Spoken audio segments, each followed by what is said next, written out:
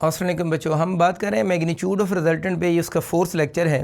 अगर आपने इसकी प्रीवियस वीडियोस नहीं देखी तो मैं आपको रिकमेंड करूंगा बाकी प्रीवियस वीडियोस भी आप लाजमी देखें।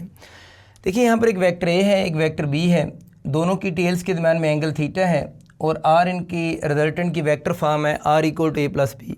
ये रिजल्टेंट का जनरल फार्मूला है। यहाँ पर कोई भी एंगल हो आर को हम a r equal to A plus b ही लिखेंगे।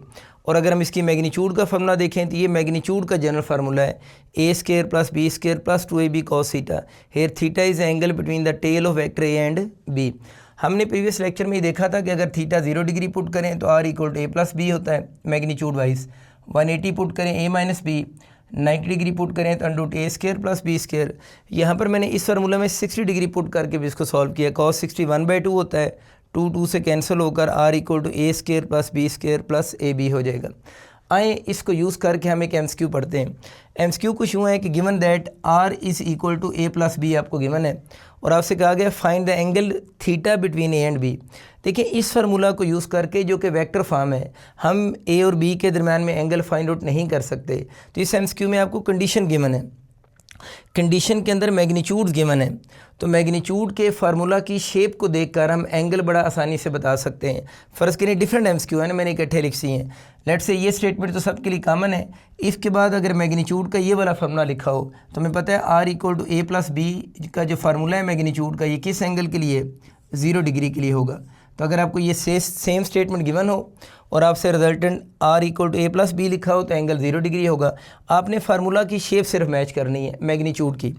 अगर आपको ए माइनस बी गिवन है तो फिर आपको बताएं ए माइनस बी किस एंगल पर होगा, 90 डिग्री पर होगा। अब अक्सर बच्चे कहते हैं सर देखें यहाँ तो R equal to A plus B लिखा हुआ है तो ए माइनस बी कैसे हो गया। बच्चों ये तो वेक्टर फॉर्म लिखी हुई है ना, और ये इसकी मैग्नीट्यूड लिखी हुई है। तो हम लोगों ने इस वेक्टर फॉर्म की इस फार्मूला की मदद से मैग्नीट्यूड बनाई थी और फिर हमने 180 डिग्री पुट करके ये प्रूव भी किया था। प्रीवियस वीडियो अगर आप देखें तो उसमें आपको इसका प्रूफ भी मिल जाएगा। उम्मीद आपको बात समझ आ रही होगी। अगर इस वेक्टर फॉर्म के बाद आपको ये वाली मैग्नीट्यूड गिवन हो R equal to under A square plus B square, ये दोनों तरफ मैंने स्केयर कर दिया है ना। ज़्यादातर ये नीचे वाली शेप गिवन होती है कंफ्यूज करने के लिए।